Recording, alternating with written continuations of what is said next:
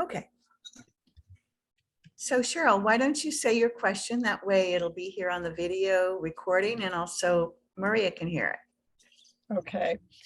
Well, you know, a little bit of background is I'm at a point in life. I'm a, you know, I've done a ton of things as a nurse practitioner, and a doctor of nursing, and I retired in 2020, sort of pandemic related, and went on to, because I decided I wanted to do something, you know, if I was going to do anything again, it was going to be my own practice, and I've been toying around with the idea of health promotion, health prevention, and a little bit more upstream thinking in the last couple of years in terms of what I wanted to do. So I went ahead and I went through the National Institute of Whole Health program. I don't know if you're familiar with it, but it's quite extensive.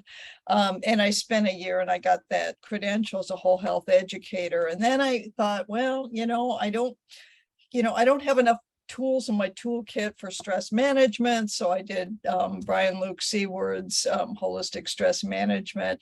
And then I went to Anna and I've been doing a little bit more exploring, and the whole issue of, coaching became really of concern to me. I am certified as a whole health educator coach through that program, and as a patient advocate through that program.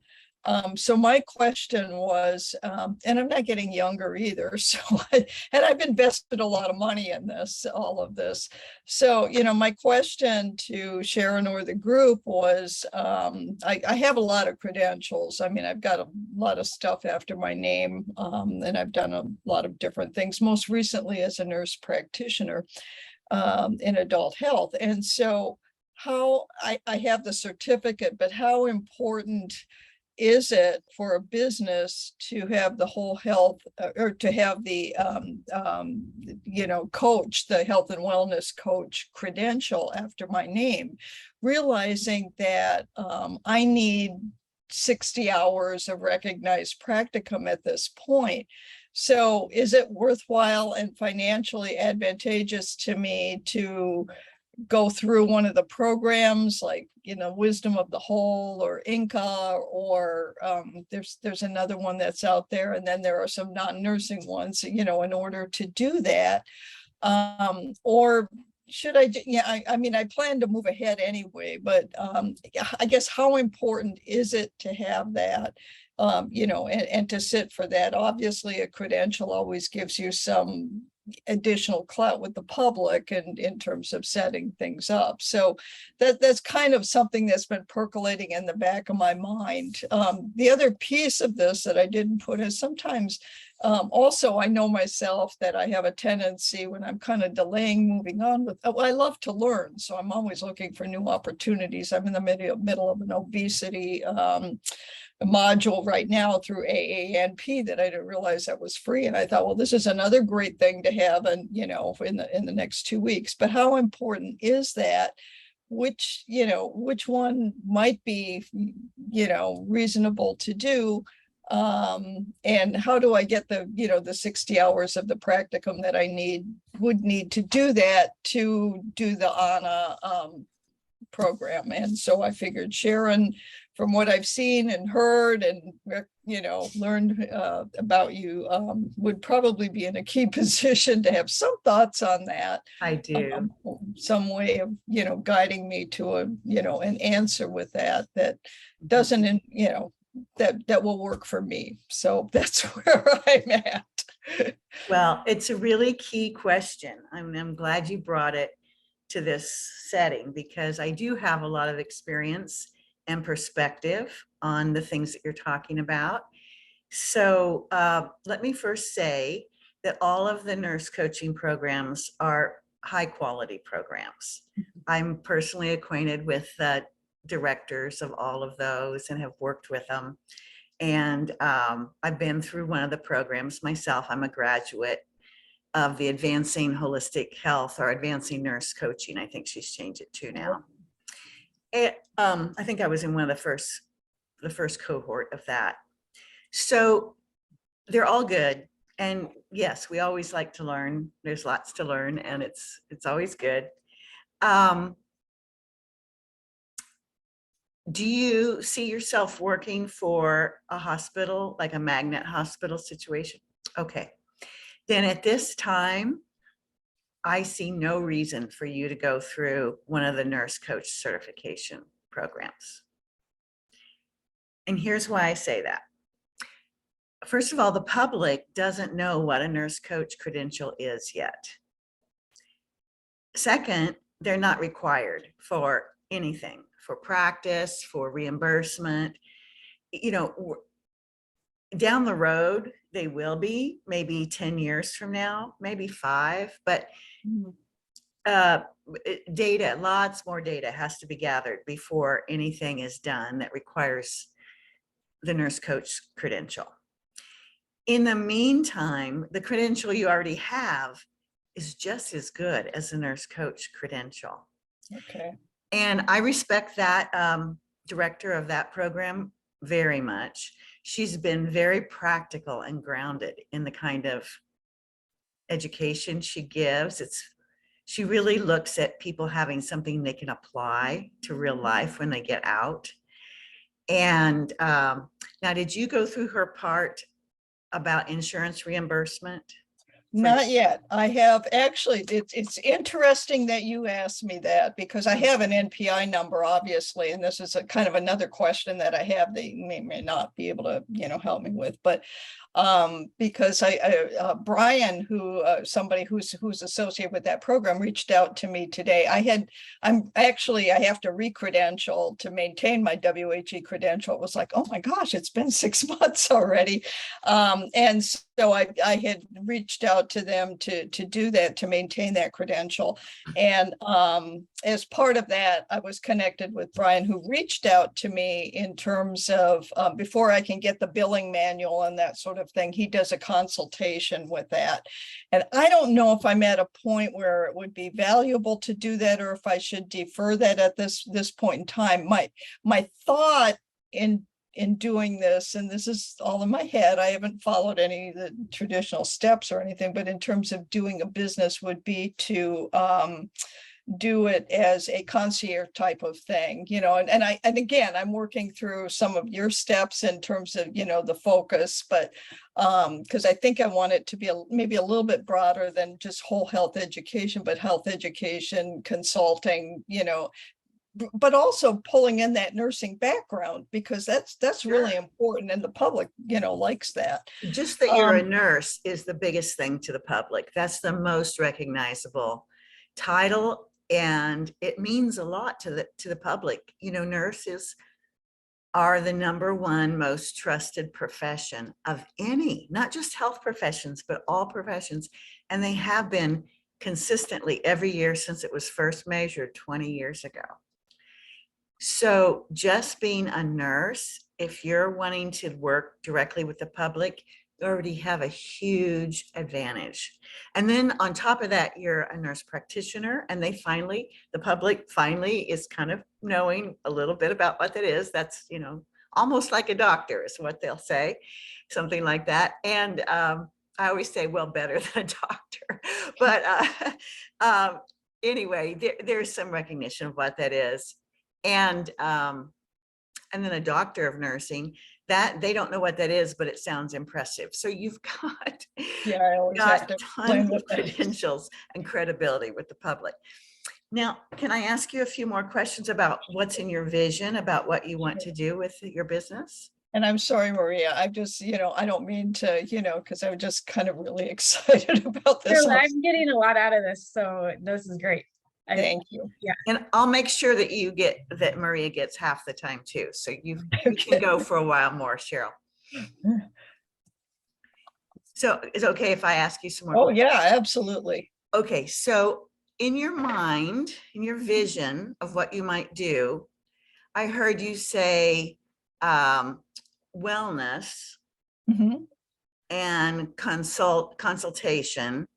Are you thinking of it like a one-on-one model where you have?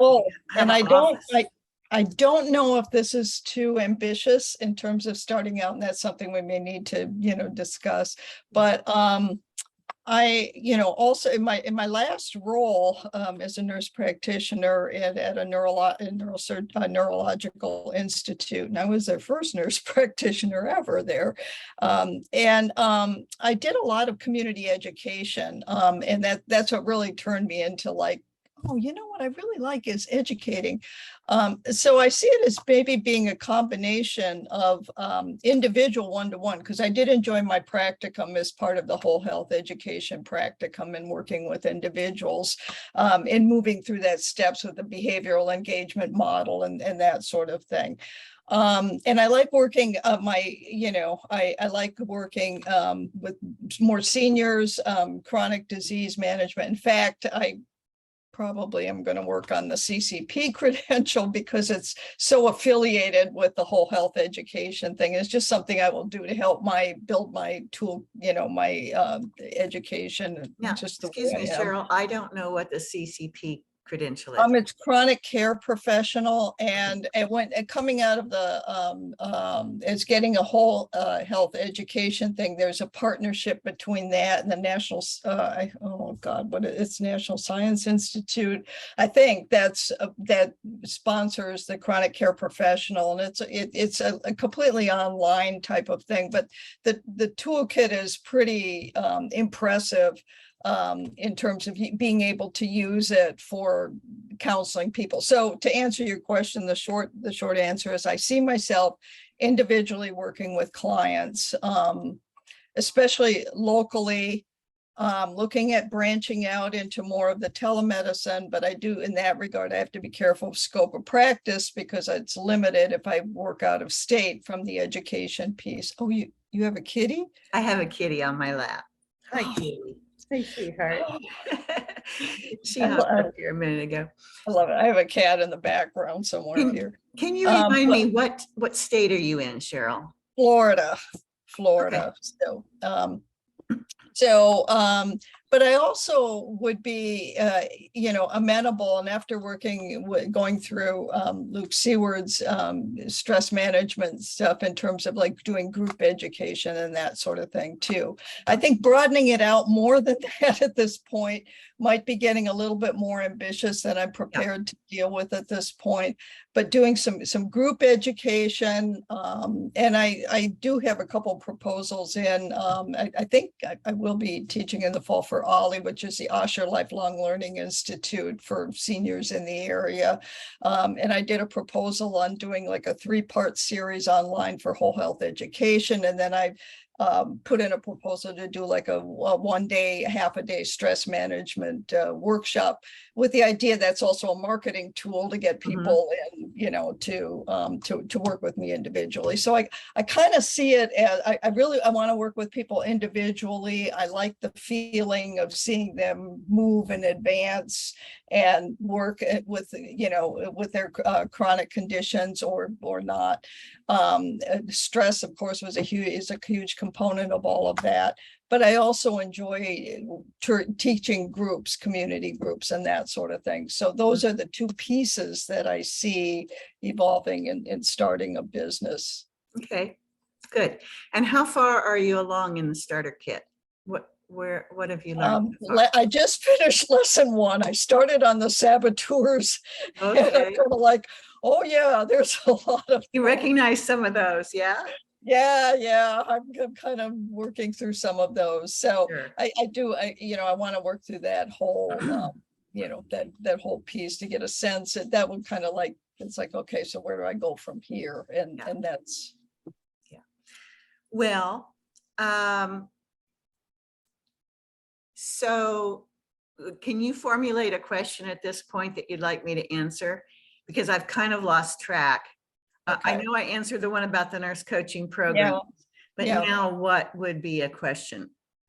That's a good question. I think one thing I can say is you may or may not need that to use your MPI number or go through a class about coding for billing insurance, because the things you just described, I don't think insurance would pay anything anyway. Oh, Okay, they're not Okay. paying for wellness. They're paying for things like diabetes education.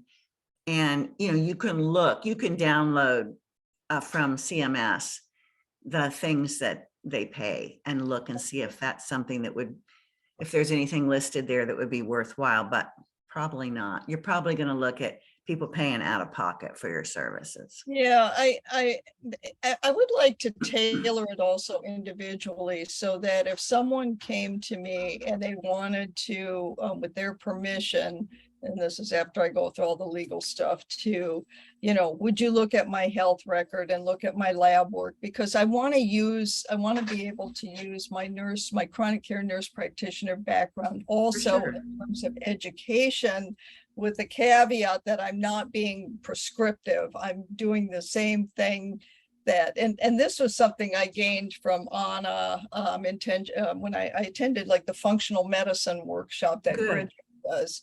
And that was actually very reinforcing to me. Like, that's been one of my questions, I guess, is, can I somehow expand just beyond the education per se, but how can I build in the nursing piece of it? That was the one thing that was missing with the NIWH piece of it, is it was sort of broad and generic.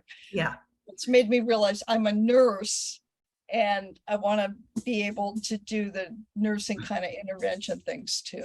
Yeah. So you've got all that NIWH training for general health coaching. And then you've got your nurse and a nurse practitioner. You can marry those two. And excuse me, you need to look at your Nurse Practice Act in Florida for what you can do as a nurse practitioner and what you can't, you know, what we must do. The Nurse Practice Acts tell us what we must do and what we must not do. But then there's a whole big expanse in between those of what we can do. And the place to get that information is in your specialty scope and standards of practice. So your adult NP standards, scope and standards of practice from the ANA, you want to pull that out, read it, make notes, highlight, and all that. That's your Bible about what you can do. Okay. Okay. And then I suggest you also purchase the nurse coaches don't have a scope and standards of practice yet, because again, there's not enough data that's been amassed, but they have a very good document called something competencies, nurse coaching standards and not standards, but something competencies. Maria, do you have that book? Do you know what the title of it? I just have the holistic nurses like standards and Okay. competencies of that one. Yeah. So no. You might also want to get the coach one. It's Okay. put out by the ANA, so you can find it on their website. And just look for, you know, type in nurse coach. It should be the only one that comes up that's competencies. That's the key. Okay. And so that also tells you what you can do. And it also gives you like these competencies are what you should measure your own performance against. Like, am I doing these? Or have peer review to measure you, to evaluate you periodically. Okay. So with those two documents, the coaching and the NP documents, you've got tons to found. That's what you can really make a firm foundation for your practice on. Okay. Okay. And yeah, forget prescriptions if you don't want to mess with those. No. I'm with you. I don't want to mess with them either. Yeah, and I'm in a state that requires supervision unless there is an autonomous practice license now that's available for nurse practitioners, but it requires, it's almost like a semester of pharmacology and another semester of diagnosis, which, Yeah. you know, is more. If you're not going to prescribe, you don't need that. I don't want that. I just let my DEA license. I just retired it because it's like, I don't want any more to Yeah. do with that. So just make sure that your state Nurse Practice Act doesn't tell you that you can't do something that you're planning to do. Okay, read it well. And then set up shop. continue through the starter kit. The starter kit is mostly to work on you, to help you work on you. And that's, Because I found that's important. This is the fertile ground in which you're going to plant your seeds and grow your garden. But so you have to have yourself ready and all that. But everything I'm hearing you say, it sounds like fits perfectly in with your licensure and the credentials you already have. So the next step is just go for it. That's the, Yeah. the saboteur piece, you know. Yeah. Another. Go for it with some guidance. You know, I highly recommend you get a mentor or a coach in business. Yeah. And I especially recommend a nurse business coach or mentor, since you're a highly trained, highly skilled nurse. You want to capitalize on that, on your experience and your education as much as possible. And a coach can just save years off of your journey, especially this first year. There's so many decisions to make, choices. Do I go this way? Do I get this way? Do I, you know, and which thing do I do first? What's the priority? And just having guidance going through that can just make a world of difference. Yeah. I'm starting to recognize that, because I'm kind of bouncing in a lot of different directions. And now it's funny, because I've had a number of people, you know, say, Cheryl, you've been talking about this for X amount of time. Why don't, you know, let's just get moving. And I think, you know, it's that piece of it, you know, financially, you know, I kind of look, well, gee, we're moving into a recession. Will this be a bad thing? You know, do I need to do a pilot market? You know, and those are the kind of things that I think an individual coach can sort of help me, guide me with. Right. You do need to on, have a pilot test. You do need to have a coach and a pilot test, because the thing is, the way to waste the most time and money is if you go out and just try to do something that you think is a good idea without testing it in a small way with the public and finding out if they actually will pay you to do the thing you're thinking of. Okay. That's essential. Okay. Yeah. And so just a couple more minutes, let's wrap you up and we'll go to Maria. And you'll learn things from her too, just listening to what she's dealing with, I'm sure. Anything else top of mind right now? No. I mean, I can always come up with 1,000 questions, but those were, you know, those were the things that were, you know, I've just been starting to work with SCORE a little bit. Yeah. If I get a nurse coach, should I do a mentor also through SCORE, or is that too, could that be conflict? Or It'll be confusing to you. Just work. Yeah. Nobody else I've not met anybody else in business, even the people that really are trying to be a conscious business coach. None of them have the same ethics as nurses do. Okay. And then there's all of they really don't understand our constraints as far as our license goes. And it just winds up being, you have to do a lot of sifting through everything they say to see what parts fit for you. Okay. And by the time you do that, I think you're better off to get a coach that's a nurse. Okay. But doing their webinars, like, you know, they're saying, like, I realized in Sarasota County where I'm based, I need to have a business license to, you know, it's one of those, but Manatee County, you don't. Yeah. You know, I'm learning some of that kind of. Some of that, of course, that's good. Locally, your small business administration office will have free things or very low cost that are local, you know, and you can not only get the information you need about the local mechanics, how it works, you can also meet other business people, and that networking can prove really important and valuable. Okay. You've given me a lot of information. That's good. Wonderful. So I'm really glad. You want to think about one more thing, and then we'll switch to Maria. Sure. That network in your community with other business people. There's two purposes for that. One is people that you like. It's good to have friends that are business owners, because you need to talk to people sometimes to understand your questions and your fears and all that, your challenges. And nobody understands entrepreneurs except entrepreneurs. You know, friends can nod and say, oh gosh, you know, that sounds tough or something. But if they're not an entrepreneur, they just don't really, that's about as far as they can go. And I'm sure you've had that experience as a nurse.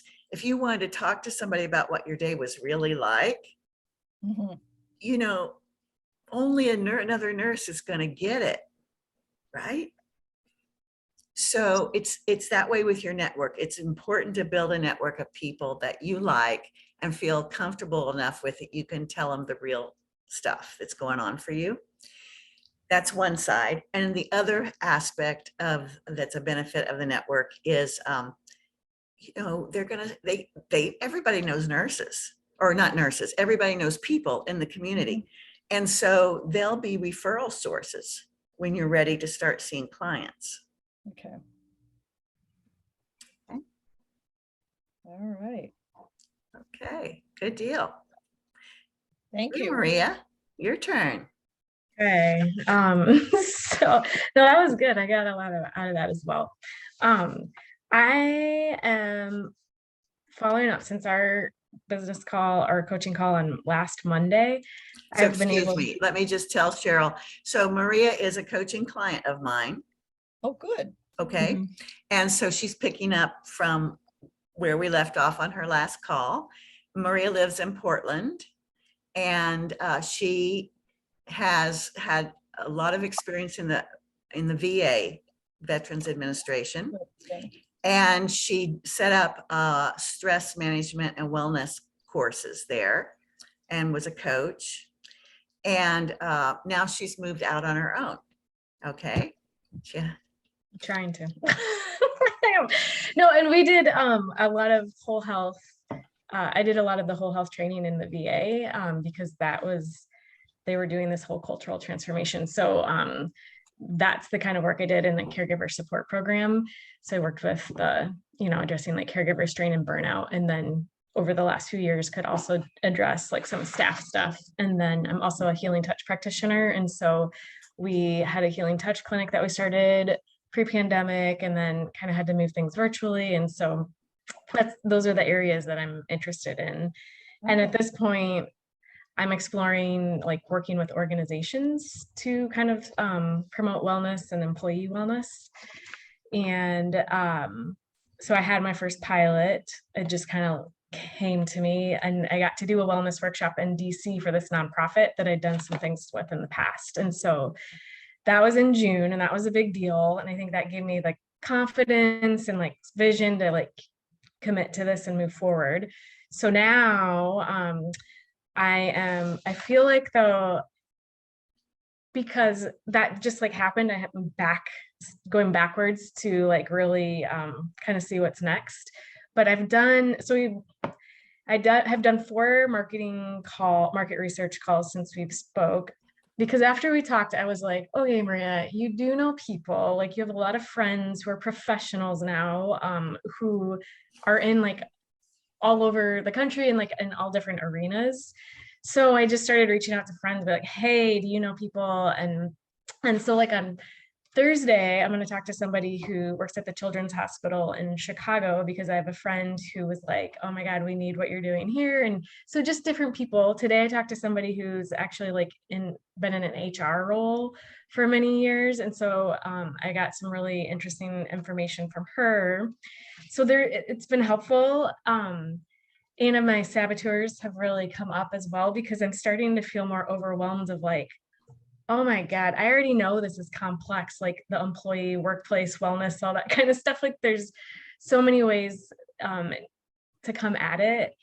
And so I don't know, like I think my question is like, or I think what I'm trying to tell my overwhelm, Oscar the overwhelm, is that I'm simply gathering information from all these different perspectives, and it's helpful to hear like from HR versus like somebody who's a manager or even the president of an organization, because that just helps me get a bigger picture, I think, of what's going on and what people think is the problem and like what they kind of see as the outcome they want. And then I re-listened to part of our call to also, because you had mentioned in our call, like, yeah, I can do the individual like self-care education and workshops, but maybe think about like going up. This is my words, not yours, but like elevating it almost to like make it more higher level. And so I'm still kind of like, what does that mean? Because and like, what does that look like? But I'm trying to remind myself, I don't need to know what that looks like right now, right? Like if this Right. is just the stage I'm in. Yeah. Breathe. Right. So I was right. giving you a glimpse of where I see your potential. And Yeah. you can move, if you felt ready, you could move to that. That's what I see. But if you don't feel ready, it's okay. You can just stay right where you want to be or where you are. Well, I think I just don't even know. I don't know, because in these calls, and I'm also just like, who the hell am I going to work with next? Like, just like, how does that happen? But I'm not there yet. And then the other thing I think it's brought up some stuff is like, last week was like on this high, I'm like, okay. And like people were giving me contacts and I have been putting it out. Some have gotten back and I've had some things scheduled, but then it's like, okay, some are just like, I'm not probably going to hear from. And one question is like, if I do 2 outreaches and I'm not hearing anything, I feel like then I need to just like move on. Does that sound? Maybe, or maybe do one more. How far Yeah. apart did you do those 2 contacts? I'm giving them like a couple days because I know people are busy, like everyone's busy. And Everybody's too so busy, too right? busy. So and I get like people are inundated with like emails and whatnot. So that's where I was like, well, maybe one follow-up from the original is reasonable. Or do you think I should do 2? I just think don't want to. I recommend that you do 3, but Okay. maybe a little bit farther out, spread out a Mhm. little bit from each other. And I'd love to see one of your emails, if you want to send me, if you have a template you're working with, Yeah, I should because probably do sometimes it's that. what you say that may or may not catch their attention. Yeah. Well, and it's been interesting because it depends on who I talk to. But I will do that. I'll send you samples of what I'm like sending out Yeah. because I'm sure it could be refined. Why don't you put it in the coaching portal so it'll be right Yeah. there for us to refer to later. Okay. I'll do that. And then I did send the evaluation, the second evaluation to the Dole Foundation, the woman, Rachel, who had invited me. Mhm. And I mean, this is like my frustration, I think, working with her through this whole process is like, it's hard to hear. She hasn't gotten back to me. So I sent it that Monday after we talked. And then I sent another email to her last week because I reached back out to my other contact at Dole, who was like the program manager. And he had a whole list of contacts for me, suggestions for to reach out to these other people in different organizations still in the military veteran service world. And then he also was like, hey, I think Rachel would be another good person to ask for contacts. She might know some more people or have different ideas. So I was like, okay. So I did that along with like following up. Did you get that evaluation? I haven't heard anything. So today I did another follow up and resent the evaluation. And I just like, wow, screaming back. Yeah, it's really hard. It's And just like, it's there's part of it that I yeah, need to accept. it's part of it. And but my question to you is Rachel the one that will be filling it out? Or does she have to give it to somebody? I think she'd be the one to fill it out because I think she was the one that was like, that basically got it organized. And I think, I don't know who else would fill it out. I did ask her in the email, I'm like, because there were a couple of other of their leadership staff at the organization or at the workshop, and I don't have their emails, but I was like, do you think it would be helpful for the other, like your team leadership to fill it out as well? Yeah. So were they just observing?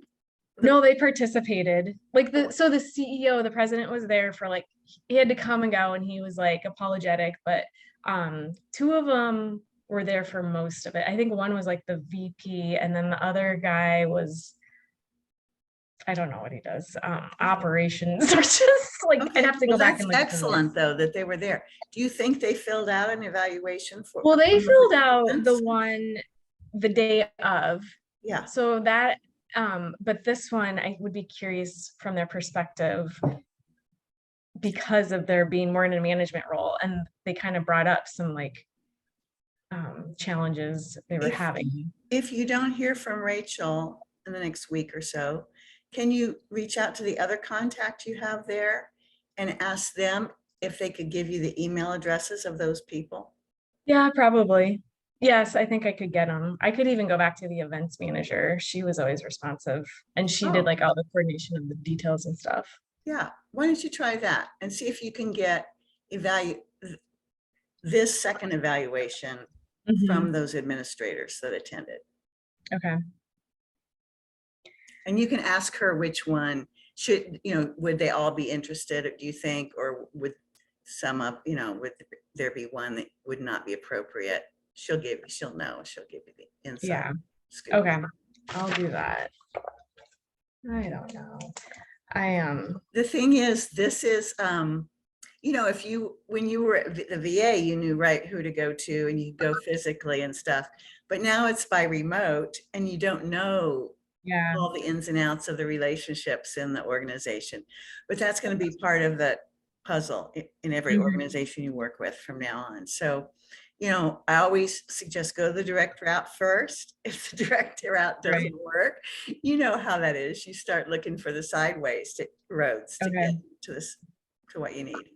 Okay. That's helpful.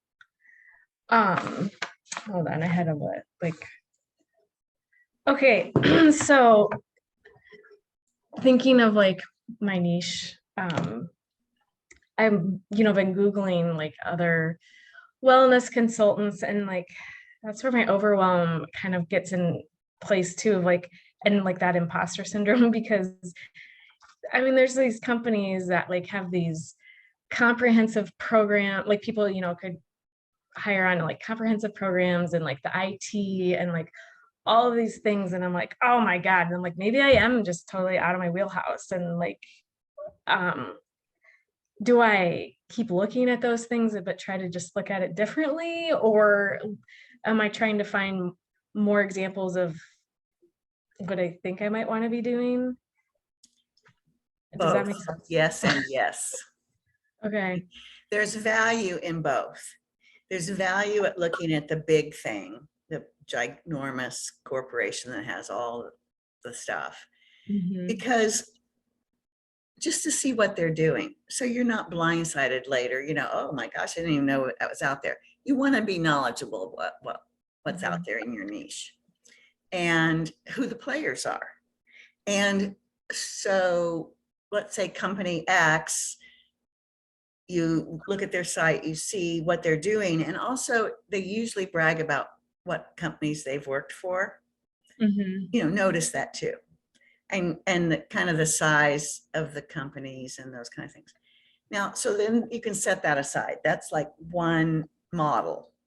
Mhm. And then let's say they're the large or extra large. You're going to have medium and small Yeah. versions of that same, meeting that same need, but in smaller ways. And so, just look at a little bit at each size, but then focus in on the really smaller ones to learn from for where you're at right now. Okay. Does that make sense? Yeah. No, that is helpful. That is helpful. And look, notice what companies they're working with. It'll give you an Mhm. idea of the size of companies for you to go after and make Yeah. proposals for. Okay.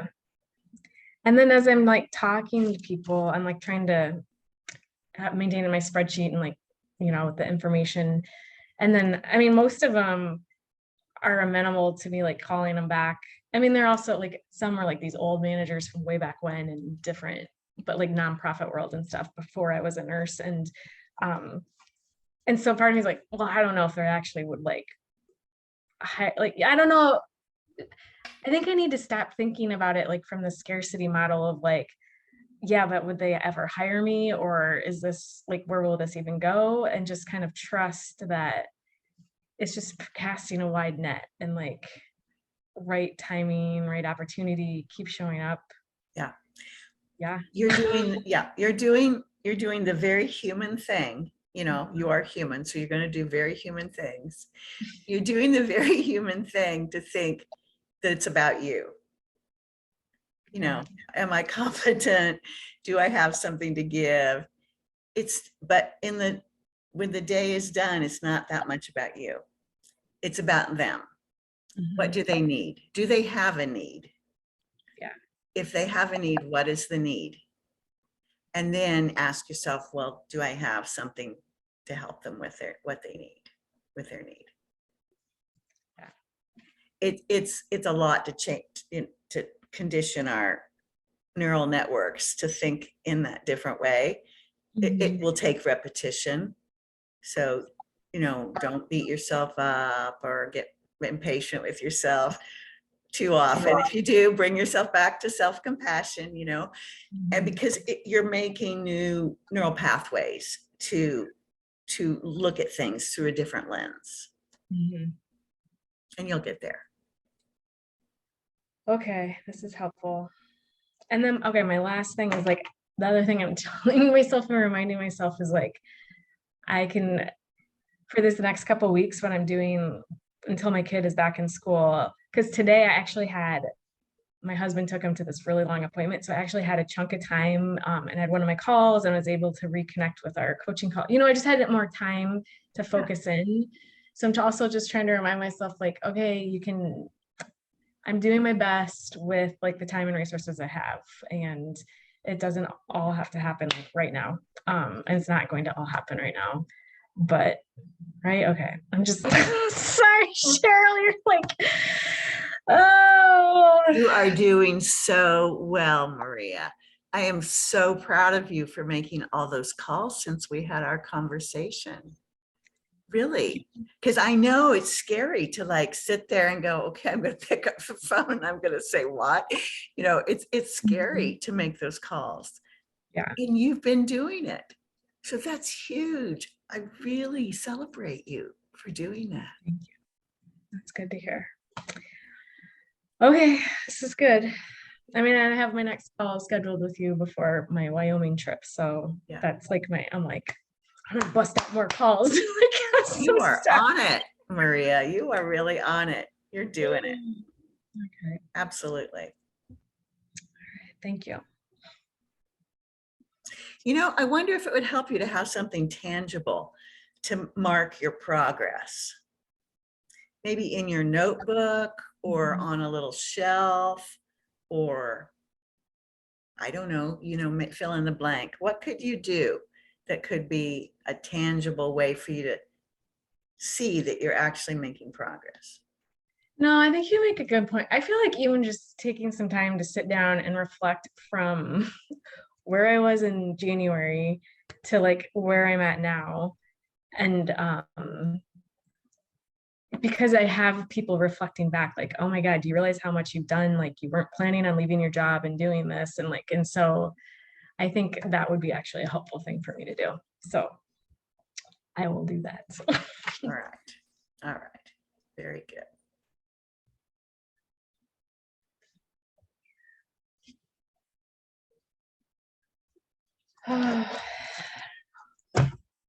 It's wild. It is. It is wild, and it's hard because most of the time, we have our little calls, but the whole rest of the time you're sitting there by yourself, wondering, am I doing it right? Am I going fast enough? It seems so slow. All the different. You're mostly talking to yourself, right? Yeah. So, do you have any entrepreneurs in your support network? I reached out to one person, and when you were making the suggestion of connecting with the Small Business Association, I was thinking I need to do that as well. I think for a while I was just thinking they needed to be people that were like similar to what I wanted to be doing, but that's not the case. So that was an avenue I was going to start exploring as well. Great. In my town, there's that, and they mostly are education. They're not so much networking, but they know the business networking things that are happening in my town. And so, like, for instance, there's one that's just women in business, any kind of business, and they get together and have coffee once a month and get to know each other. And that's really nice. So, you know, whatever fits in there's a lot of options usually in most places, whatever fits in your time budget and available to you. And then I think that your niche is well enough defined. You might be able to find an association of stress management consultants or something similar like to that. And you might really enjoy being in that group. Most professional associations have a newsletter you can get for free, or maybe some webinars, things like that, so you can get a taste of it before you join. Okay. I think that would be really helpful to you. All right. That's good. Okay, good. You've got a little bit more time. Do you want to use it? Cheryl, you got anything that came up? No, it's just, it's interesting to hear from someone who's, you know, a little bit further, you know, along the way in terms of doing this. Is I'm very much at the ideas have been percolating forever. I mean, I was sitting here today playing with what would be my moniker, you know, for email, because it helps, not email, but, you know, like on a web page, because it helps me kind of hone in on exactly what it is, you know, and be more focused about what I want to offer. You know, I attend some local groups, and I've kept a membership there just because, and they knew me in my previous role. And so now it's like, no, I'm doing this. And I have a little business card, you know, just basically saying, stay tuned. This is what I'm going to be doing. So it's, you know, kind of practicing that elevator speech, which makes you really think and focus in on like what it is that do you want to convey in that elevator speech. But you know, I think the issue, and I think from what I'm hearing for you is kind of reinforcing to me, because I think we have the same kind of thoughts of, can I do this? You know, should I do this? You know, we're financially, you know, we're kind of looking at a recessionary environment. So you're thinking, well, I do want this. And yet I think the time for doing these kind of ventures is there. And I really felt that during the pandemic with, you know, stress and management. I mean, you know, our whole thing has changed. So, I mean, I think it takes a lot of courage, which sometimes I think I don't have, but you know, to go out there, and I think connecting like that. So it's really, I mean, it's very helpful for me to hear that, and your struggles might be different than mine, but it's just different, you know, at different points in understanding that we're kind of all, you know, coming from the same, you know, the same place in terms of in wanting to do something, and wanting to do something autonomous and independent, but that also will help people, you know. So that's what I've, you know, gained from this, and, you know, found it's helpful. I do have a question for Sharon, because I've been kind of working through, you know, you have, I admire you. I mean, you really have a lot of different directions, so to speak, that you've done with this. So, I mean, obviously you really delved into, you know, the entrepreneur thing. Yeah. I've done a lot of different kinds of businesses. Yeah, you know, so I think the thing for me is to maybe get through the, you know, get through that beginning, you know, kind of understanding myself more. And then I see there's different sets of like the incubator, is that what we're looking at? Maybe Yeah, possibly. the incubator would be your next step. Okay. And I'm getting ready to update the website here in the next few days. And the way I'm going to present the incubator is, the main offer is that it will come with coaching. Okay. because that's what I really believe is most important through that incubator process. If someone, just desperately wants to take the materials and can't afford, hardly anything, they can't afford it with coaching, I'll sell it to them without coaching, but because there's still value in doing that.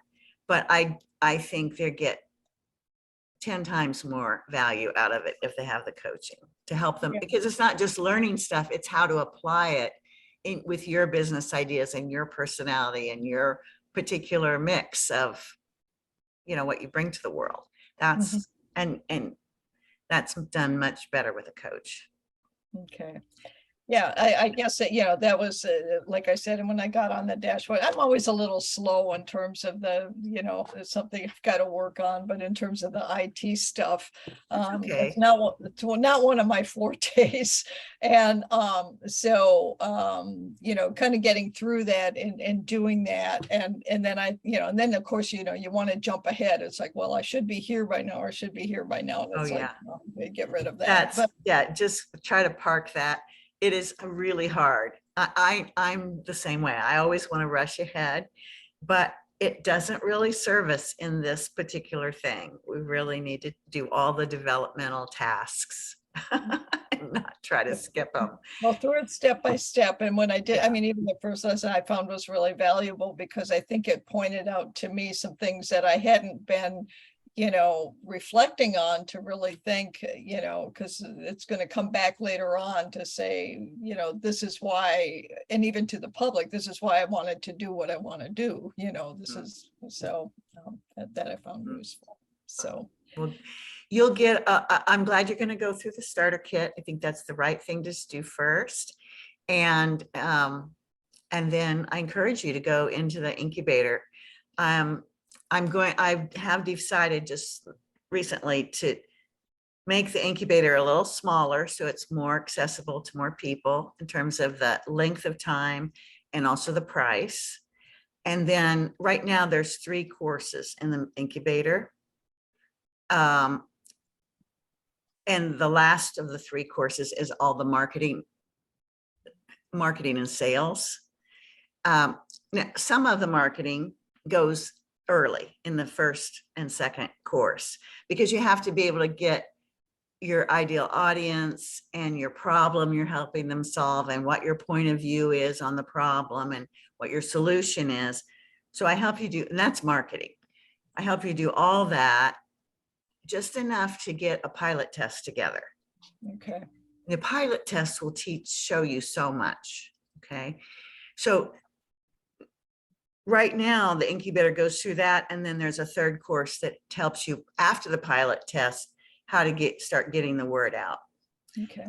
And what I've decided to do is take that last course off to make the first part a little shorter, a little less expensive.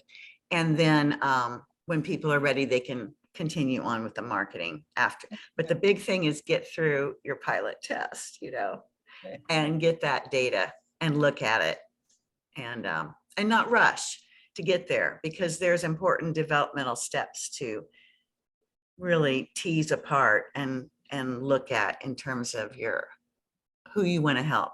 Now, and let's see, we still have a few more minutes. So I'll say right now your vision is pretty broad, Cheryl, the way I've been listening to it. And that's fine for right now. While you're in the starter kit, just let it be broad. Let all the different ideas come up, jot them down. You'll have all different ideas of who you're going to serve and what problem you're going to help them with down the road. So just let them come. And then when you get into the incubator, there'll be lessons and coaching that will help you start to narrow those down. Okay.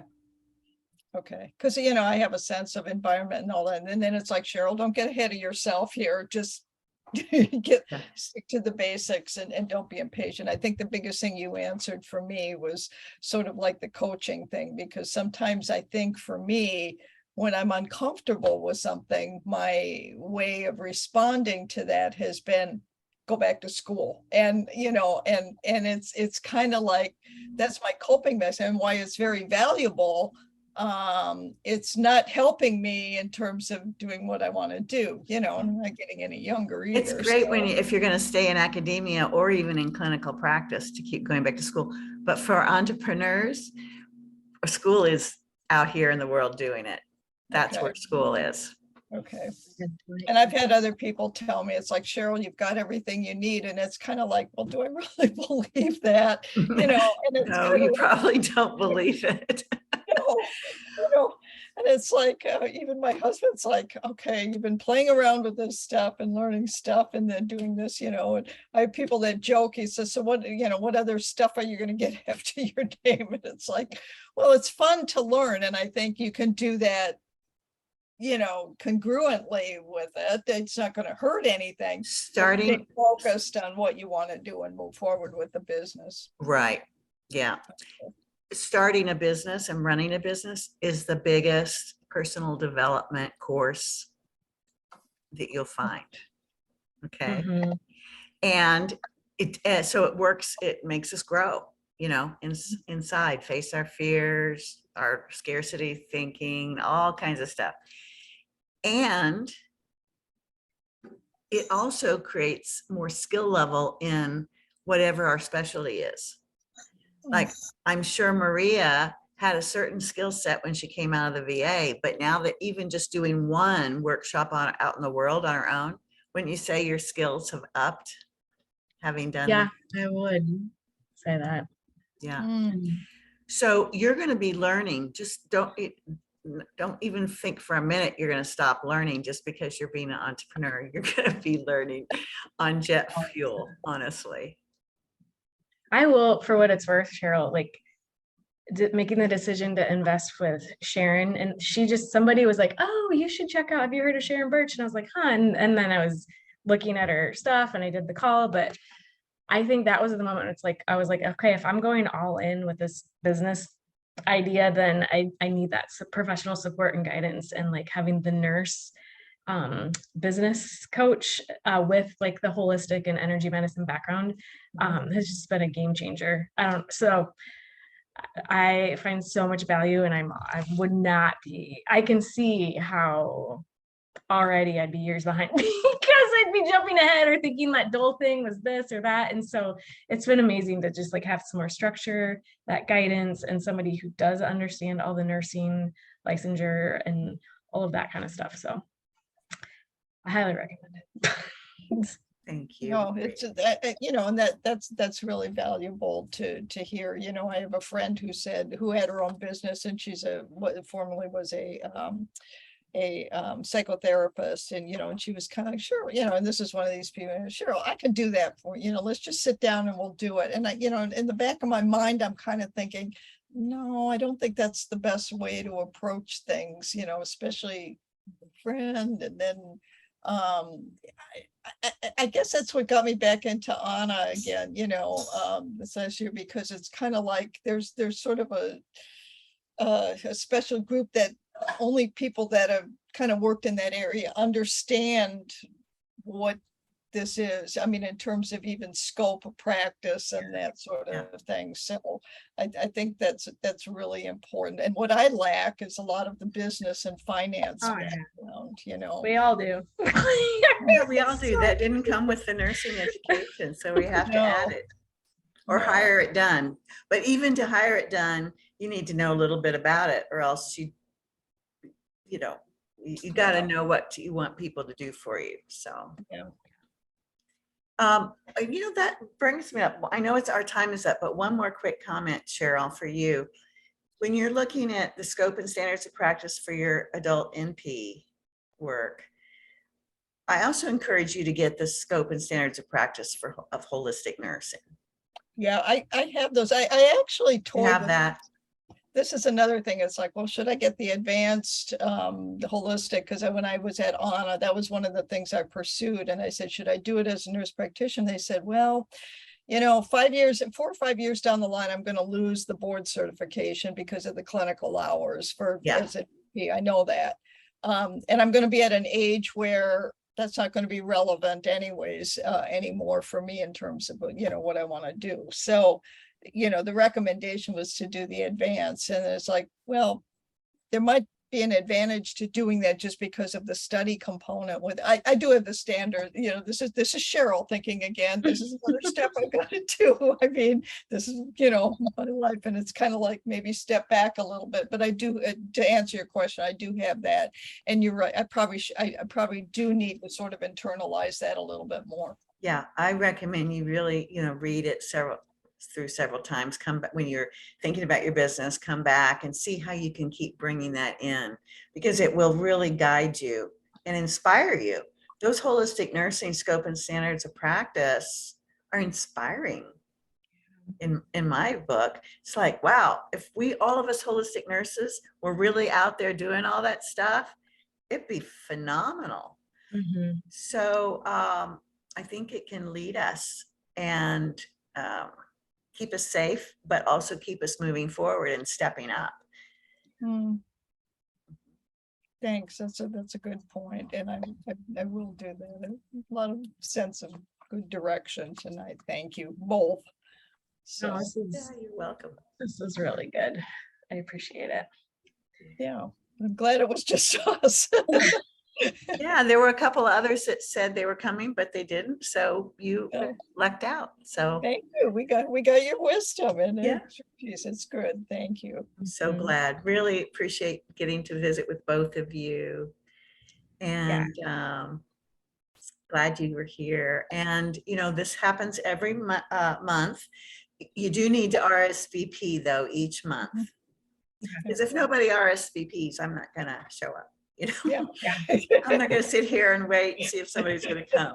So it's an RSVP type of deal. So, Okay. okay, very good. Well, have a good evening, and you'll be seeing me in the newsletters, and look forward to reconnecting with you both anytime. Good. Nice to Thank meet you, you. Maria, too. Yes, It's good to hear likewise. us. Good luck. Thanks. All right. Have a good night. Thank Thanks. you. Bye-bye. Bye-bye.